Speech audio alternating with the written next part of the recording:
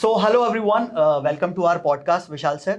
तो विशाल सर के लिए बारे में मैं आप लोगों को बता दूं गाइस कि विशाल सर जो हैं he is the non negative character from Atal. Atal serial आप में से काफ़ी सारे लोग देखते होंगे एंड टीवी पे बहुत फेमस है, जिसमें अटल के बचपन की स्टोरी दिखाई गई है। तो सर ने उसमें एक नेगेटिव कैरेक्टर किया है कपास लाला का। एंड अपार्ट फ्रॉम दैट आप में से बहुत सारे लोग वेब सीरीज़ के शौकीन हैं, तो मैं बता दूं कि बहुत सारी ऐसी पॉपुलर वेब सीरीज़ हैं like night manager 2, silence 2, Heera Mandi, उसमें भी सर ने बहुत काम किया है। बहुत सारी ऐसी और अदर वेब सीरीज़ हैं जिसमें आप सर को देखेंगे, और बहुत सारे ऐसे नॉन टीवी सीरियल्स हैं जिसमें सर ने काम किया है, अलग अलग कैरेक्टर्स प्ले किए हैं। तो आप में से बहुत सारे लोगों ने एक फेमस मूवी अभी देखी है, हाल में बहुत चर्चा में है, इट्स चंदू चैंपियन, कार्तिक आर्यन की। उसमें भी सर का एक रोल है, आप सर को देख सकते हैं उसमें। तो चलिए हम सर से कुछ कॉन्वर्सेशन यहाँ पे करते हैं और अपना आज का जो सेशन है वो स्टार्ट करते हैं। तो sir first of all welcome to our channel, हमारा जो ये पॉडकास्ट है। तो सर सबसे पहले तो आप ये बताइए कि आपको कब लगा कि आप एक्टर बन सकते हो और आप एक्टिंग के लिए जा सकते हो? देखो लगा तो नहीं, बट ये कीड़ा तो बचपन से ही था। बट दबा हुआ था क्योंकि लाइफ थिएटर वगैरह की तरफ नहीं गई बल्कि बिजनेस की तरफ मुड़ गई थी। तो लॉकडाउन के बाद मुझे ये मौका मिला। अच्छा, तो हाँ। आप एक्चुअली में बिजनेसमैन हैं, तो आप बिजनेस करते थे? यस। क्या बिजनेस करते थे सर आप? मेरा इंटीरियर का काम था। मैं वैसे इंजीनियर हूँ बाय क्वालिफिकेशन। अरे वाह, नाइस। तो इंजीनियरिंग करने के बाद मैंने कुछ साल जॉब की और उसके बाद देन शादी के बाद मैंने अपना बिजनेस शुरू किया इंटीरियर ट्रेड में।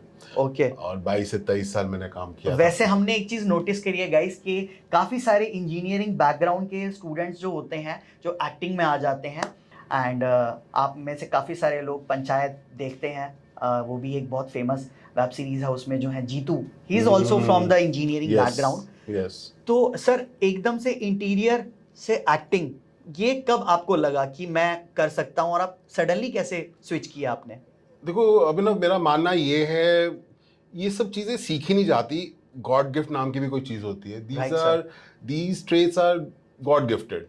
True. जैसे हाँ, आप उसको सीखने के बाद आप शाइन कर सकते हो, उसको फाइन ट्यून कर सकते हो, बट ये चीज आप में अगर है तो उभर के आएगी ही आएगी। बिल्कुल। इतने साल दबी रही, बट देखो मौका जैसे ही मुझे मिला सोशल मीडिया के थ्रू, मैंने फट से चौका मार दिया। क्या बात है, बहुत बढ़िया। तो सर ये लॉकडाउन में बहुत सारे लोगों ने अपने आप को उभारा। हाँ। तो कैसे आपने स्टार्टिंग करी? थ्रू सोशल मीडिया जैसे आपने कहा, तो कैसे फेसबुक या लोग इंस्टाग्राम पे रील्स बनाते थे, तो कुछ ऐसा आपने किया? कैसे आपने अप्रोच किया? हाँ, actually lockdown was a depressing period I think for most of us. तो बिजनेस में भी अप्स एंड डाउन से तो डिप्रेशन आ रहा था। तो माय डॉटर गाइडेड मी कि पापा आप लोग सोशल मीडिया का सहारा लो and interact with many people, क्योंकि घर में बैठे बैठे तो Yes, true. तो वो इंटरेक्शन मेरी फिर डॉटर ने क्रिएट किया। मुझे तो ABCD भी नहीं मालूम थी सोशल मीडिया के बारे में। तो she created a profile of mine. TikTok चलता था। Okay. टिकटॉक से शुरू हुआ था। उस पर रील्स बनाई तो अच्छे फॉलोअर्स बन गए, दोस्त बन गए। फिर जब टिकटॉक बैन हुआ तब इंस्टाग्राम पे ले गए।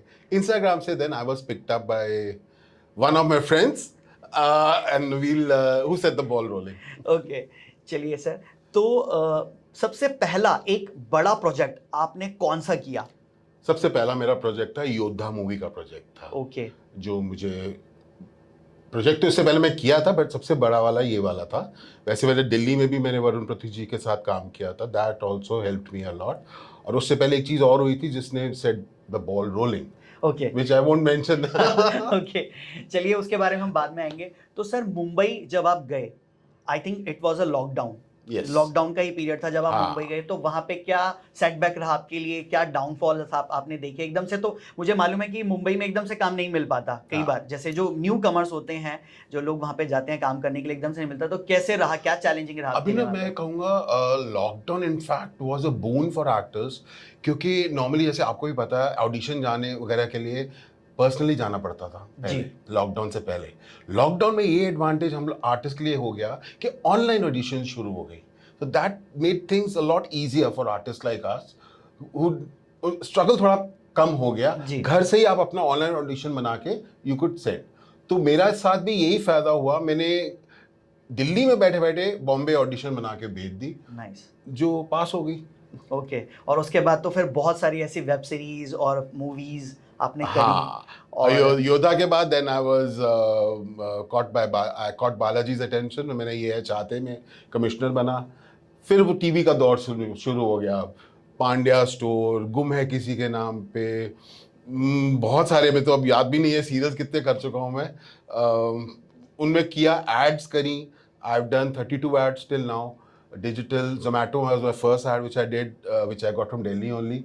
एड्स करी, फिर ये वेब सीरीज मिलनी शुरू हो गई, नाइट मैनेजर से बॉल रोल हुआ था, नाइस नाइस, हीरा मंडी तक, चंदू चैंपियन। बहुत बढ़िया बहुत। और सर अभी कोई अपकमिंग प्रोजेक्ट्स आपके अपार्ट फ्रॉम दैट? हाँ, मेरी एक और वेब सीरीज अब आएगी इसके बाद, है फ्लाइट अटेंडेंट करके, उसमें भी आप दिख जाऊंगा मैं। Okay, how important is family support for you in this industry? मतलब सबसे पहला जो बैरियर आता है वो आता है कहीं ना कहीं फैमिली। मतलब एक बिजनेस सेटअप होने के बाद और एकदम से इंडस्ट्री में जाना है आपको, फिल्मों में काम करना है, तो घर वाले, हम जानते हैं कि हम जैसे यंगस्टर को कितना प्रॉब्लम फेस करना पड़ता है। घर वाले बोलते हैं तू बनेगा एक्टर, तू करेगा एक्टिंग। तो आपको कैसे लगा कि हाँ अब मैं जाऊंगा और मेरी फैमिली मुझे सपोर्ट करेगी? और उनको वो आपने कैसे मनाया उनको, वो कैसे अग्री हो गए इस चीज़ के लिए? एग्री हो गए इसलिए, देखो इट ऑल डिपेंड्स, जैसे आई एम मैरिड, तो वाइफ के सपोर्ट के बगैर या फैमिली सपोर्ट के बगैर तो it's very impossible yes for a married guy like me. जी। तो वाइफ का पूरा सपोर्ट था, she is very understanding, and I will say on record this mainly because of her only कि मैं इस लाइन में घुस पाया। उन्होंने मुझे प्रेरित किया, एंड जिसको कहते हैं ना इंग्लिश में, she is the one who literally kicked me out of the house. जब मुझे योद्धा का ऑफर आया था, मेरे को याद है अभी भी, she booked my ticket flight की। अच्छा। हालांकि I was double minded, I was not sure, but she had already decided कि नहीं, आपको तो जाना ही है। अब ये एक ऑफर आया, एक दरवाज़ा खोला है ऊपर वाले ने, बाकी तो बंद हो गए थे बिजनेस वगैरह का मेरा, जी। तो ये खोला, तो इसके दरवाजे के बाहर धक्का मेरी वाइफ ने ही दिया। She immediately book the ticket, और मिडनाइट की फ्लाइट थी, एंड मैं निकल गया। तो हम जैसे कि हम कह सकते हैं कि एक कामयाब आदमी के पीछे एक औरत का हाथ होता है, तो आपकी वाइफ ने वो रोल निभाया आपके लिए। निभाया, शी प्रूव्ड इट राइट, ये चलिए कहावत। चलिए ठीक है। तो सर एक चीज़ और जो सबसे इम्पोर्टेंट होती है कि मुंबई में अगर हम बात करें एक्टिंग करने की या काम करने की लेके, तो बहुत सारे लोगों के माइंड में बहुत अलग अलग तरीके के सेगमेंट सेट हैं कि मतलब फ्रॉड होता है, बहुत स्कैम होता है, और कास्टिंग डायरेक्टर्स जो है वो बहुत आपको गलत तरीके से अप्रोच करते हैं। और आपने भी ऑफ कोर्स कहीं ना कहीं ये चीज़ फेस करी होगी। तो क्या चैलेंजेस आते हैं सर, ये इन सब को लेकर क्या चैलेंज आता है? देखो, फॉर न्यू कमर्स ये प्रॉब्लम तो, दिक्कत तो रहती है, but you have to be alert, और तुम्हें ये छानबीन तो पहले थोड़ी बहुत करनी पड़ती है। बट एक बेसिक चीज़ मैं अपने व्यूअर्स को बता देता हूँ, जिससे आप मेक आउट कर सकते हो इट्स अ फेक और जेन्युइन। जो भी casting director, if he ask money from you in the very first go, that means he is fake, because nobody as such will ask money. That is the basic thing to make out whether a casting director is fake or not. हाँ, payment मिलने के बाद, मेरा वाला काम खत्म करने के बाद जो पेमेंट मिलती है उसमें कमीशन लोग मांगते हैं, that is genuine and that is original I should say, क्योंकि 60% काम मुझे भी ऐसे ही मिला कास्टिंग डायरेक्टर्स के थ्रू, जो अपनी कमीशन रखते हैं और बाद में पेमेंट मिलने के बाद उसमें से हम उनको पेमेंट करते हैं। तो that is the most genuine way. पर जो पैसे पहले मांगना शुरू कर दे सिंटा कार्ड बनाने के नाम पे या बहुत अनाप शनाप रीजन देने के नाम पे, उनसे आप बच के रहिए। चलिए, तो सर अभी तक अगर हम बात करें कि 3 से 4 साल के पीरियड में आपने बहुत सारी मूवीज़ करी, बहुत सारे सीरियल्स करे, हाँ, और वेब सीरीज़ भी करी, और काफ़ी सारे नॉन आर्टिस्ट के साथ अगर हम हाँ। बात करें, जिसमें से अनिल कपूर, मनोज वाजपेयी, और काफ़ी सारे बड़े बड़े पॉपुलर आर्टिस्ट के साथ आपने काम, किसी के साथ कुछ एक अलग एक्सपीरियंस करने को मिला आपको? मैंने मनोज जी के साथ तो बहुत अच्छा टाइम बिताया था, और मैंने पहले भी शेयर किया हुआ ये बात, उन्होंने मुझे एक्टिंग का ये बोला था कि ज़्यादा जितना सटल रखो सीन को, वो कैमरा पे और ज़्यादा इफेक्टिव लगता है। राइट। कई लोगों का मानना, नॉर्मली, जैसे मैं nothing against theatre artist, but normally theatre में लाउड का बोला जाता है, yes. But I think when you face the camera, you try to be subtle, क्योंकि कई बार मेरे को भी फाइन ट्यून करना होता है। Even I am basically a very loud actor, I am admitting it, तो मुझे भी फाइन ट्यून किया गया और ये कर कर के आया। तो you should keep on working in front of the camera. मेरी बेसिकली ट्रेनिंग मैंने कैमरे में कह रहा हूँ मैंने कहीं से नहीं करी, मैंने कोई एक्टिंग स्कूल नहीं ज्वाइन किया। जो भी मैं काम कर रहा हूँ और जो आप देख रहे हो वो मैंने कैमरे के आगे कर करके ही सीखा। Nice, very nice. तो थिएटर आर्टिस्ट जैसा सर होता है कि थिएटर आर्टिस्ट के पास एक एक्सपीरियंस होता है कि we have a experience from theatre. तो आपको कभी ऐसा फील हुआ कि यार मेरा थिएटर का एक्सपीरियंस नहीं है और मैं इनके सामने एक नौसिखिया हूँ, पता नहीं मैं कैसा करूँगा, मतलब एक डर रहता है अंदर करने का। तो कभी ऐसा लगा कि आपने उनको ओवरकम कर दिया हो उस चैलेंज को एक्सेप्ट करके, और आप मतलब जैसे कई बार होता है कि डायरेक्टर और प्रोड्यूसर को भी लगता है कि हाँ मतलब he is the perfect one, तो उसका क्या नया एक्सपीरियंस रहा आपके साथ? इसका बहुत बड़ा मेरे लाइफ में लाइव एग्जाम्पल है serial Atal. Atal you must have seen and TV पे जो आता था, I done 100 episodes as a कपास लाला द नेगेटिव कैरेक्टर। तो उसमें जो बाकी मेजर सारे कैरेक्टर्स थे दे वर ऑल मंजू एक खिलाड़ी हैं और थिएटर के भी थे काफ़ी लोग, उनके साथ काम किया। तो शुरू में तो थोड़ा बहुत I was in awe of them कि कैसे होगा, बट जैसे ही मैं अपने करेक्टर में घुसता था तो एक सीन में तो एक पंचायत का सीन है, उसमें तो कट करने के बाद हमारे जो डायरेक्टर साहब है उन्होंने खड़े होकर ताली भी बजाई थी कि this is very good you done. So उसने मुझे और कॉन्फिडेंस दिया and then I was at par with other of my artist. Okay, nice.